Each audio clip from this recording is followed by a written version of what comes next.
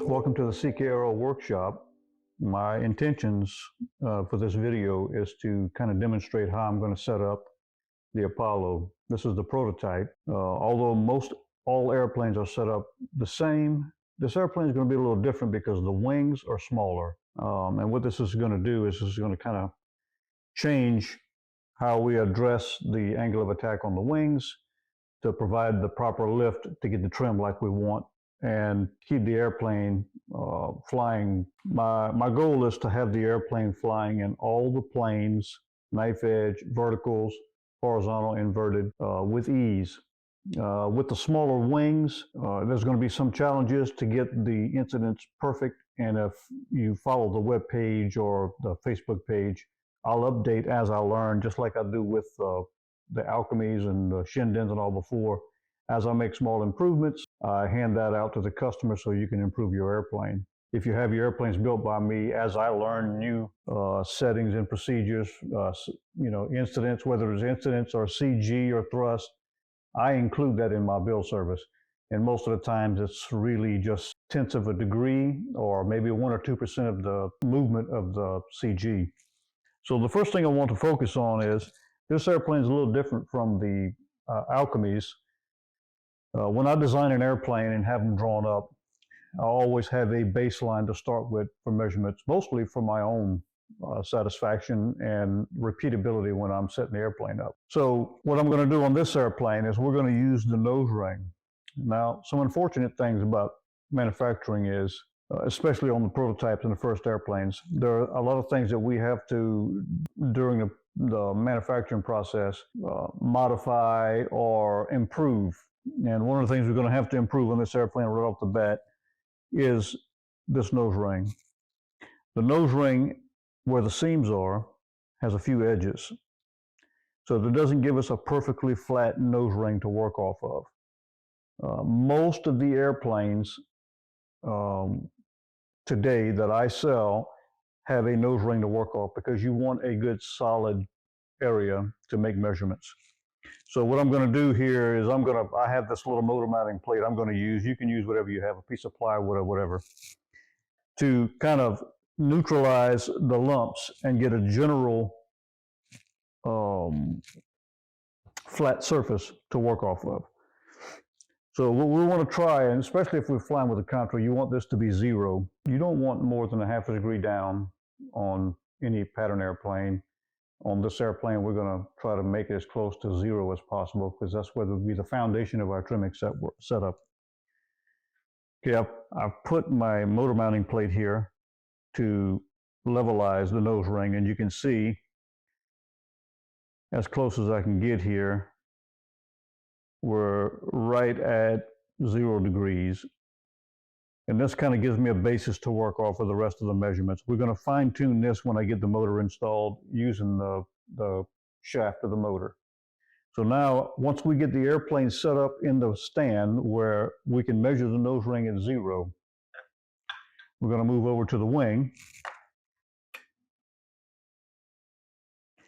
I've preset the wings to be between 7 and 8 tenths, and I'm going to use that as a starting point, kind of doing some rough calculations for myself with the size of these wings and what I know the trim needs to be for the airplane. We're going to start at about 7 tenths, between 7 and 8 tenths. If I can get this meter to stay on here.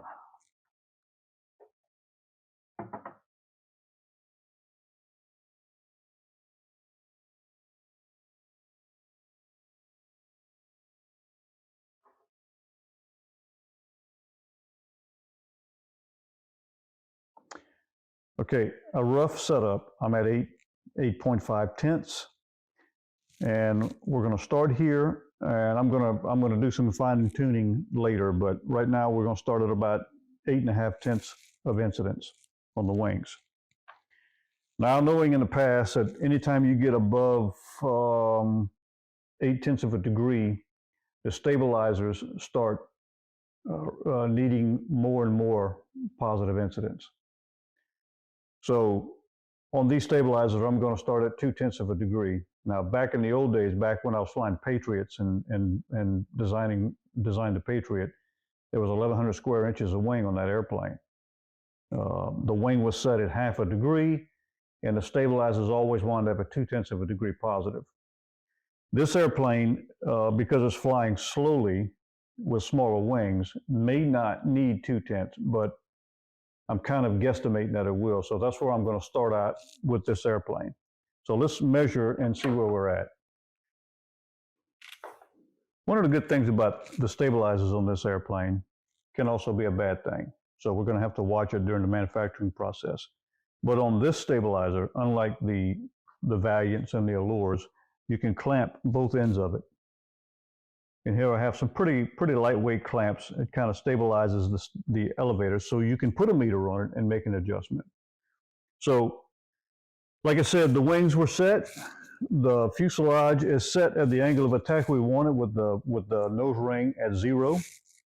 Now we're going to check the stabilizers. My aim to start is going to be about 2/10. If you'll come over and have a look, you'll see where we're at.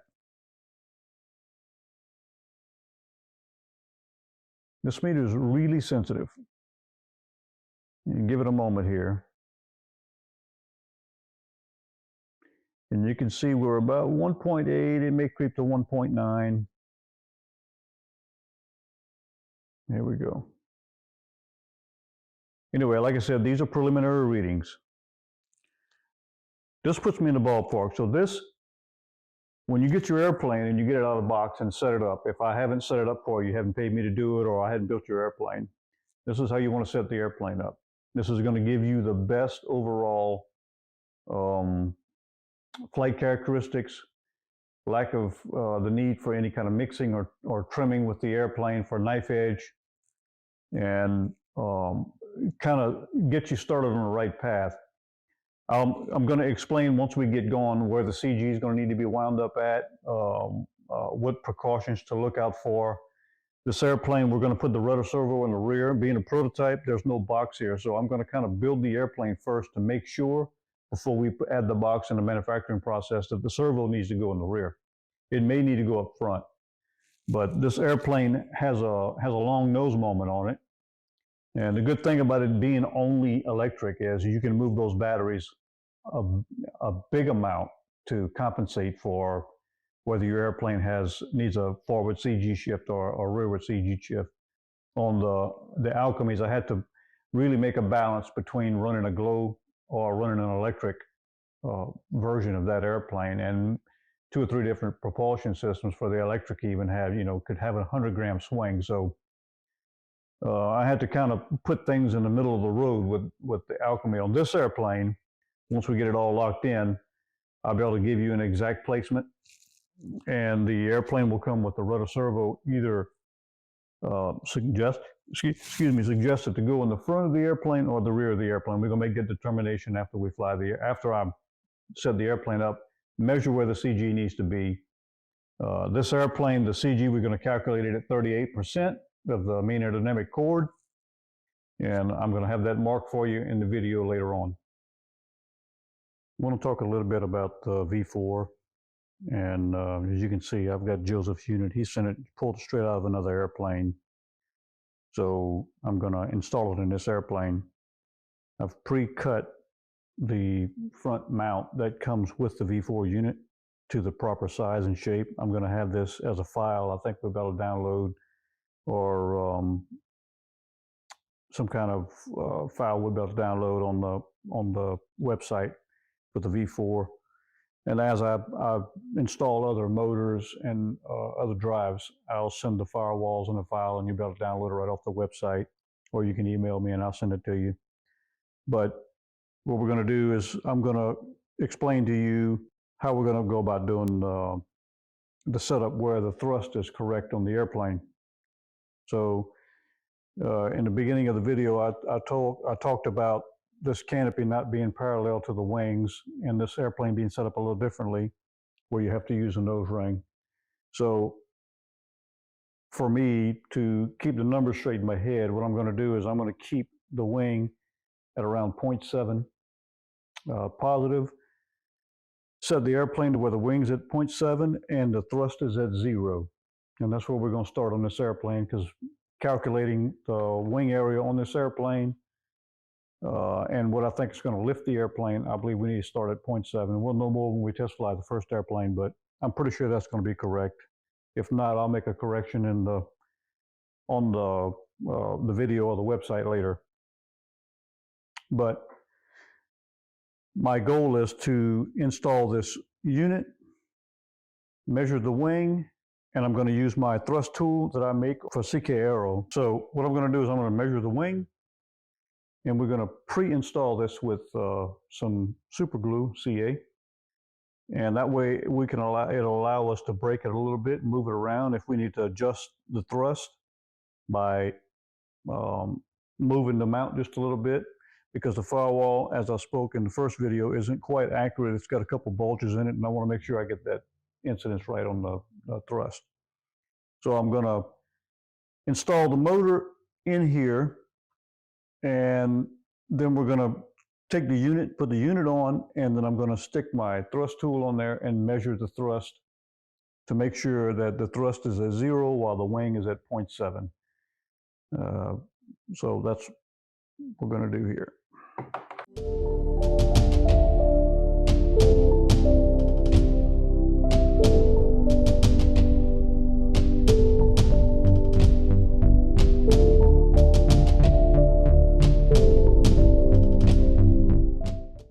To help in the process, I'm going to use a spacer ring, and this will allow me to rest the motor against the firewall and space it accordingly. This is a 3/16 spacer.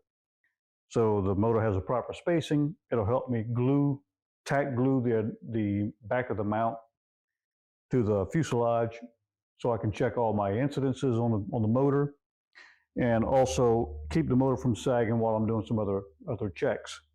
But if you make a spacer ring, something similar to this is an old, actually a motor mount for another drive, but it works perfectly. And put it in between the contra unit and the motor setup, it works perfectly.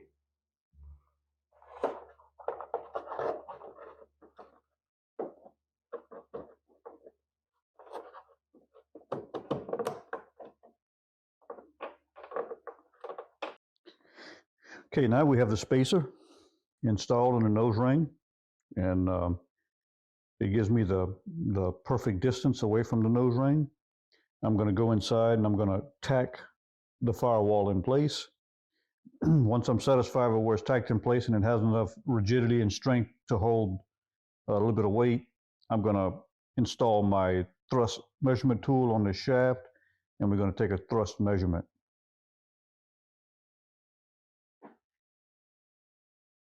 As you can see, we have the airplane set up. It's pre-set up with the wing matching the fillet at about 0.7 of a degree positive. And with this setting, we're going to check what the thrust looks like. Now, I've already glued in the firewall part of the motor mount for the V4. And it's not permanently glued. It's tacked in place with CA, using this spacer as a nose ring, because I believe that the nose ring that we have here is accurate enough where we can slide the mount together with the motor and adjust as we need to. And as you can see, if I can keep it still here, the thrust is aligned at pretty dead on 0 incidents. And that's where we want to start. We may have to do a small adjustment, but probably not.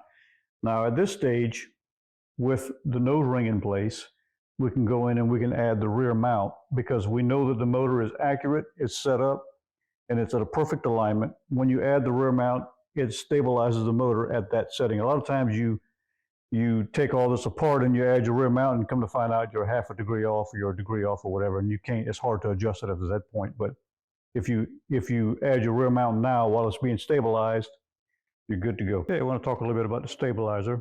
It's in place. I've glued the elevator control horn. There's a hard point. Pretty much the last inch of this elevator half has a hard point.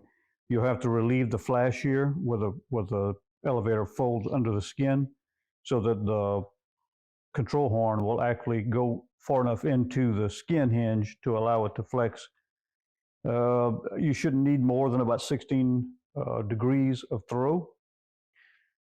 These servos are installed on the top, on the skin. I do this because this way, when you're trying to match two elevators and make sure that your throw is perfectly even through the travel range, you have to be able to see the geometry of the servo. If you put the servo inside with the arm up and your arm winds up being an inch or inch and a half long, what happens is if it's off just 1 degree, your servo doesn't match. The throw on your elevators cannot match through the midsection. You can get the endpoints and the centers right, but it don't match through the midsection of the elevator, and that's where you do 90% of your flying. So with the top surface mount servos, you can measure your geometry at 90 degrees perfectly on both sides at the same time. And then the end result is you have perfect geometry on your throws for your elevator halves all through the range.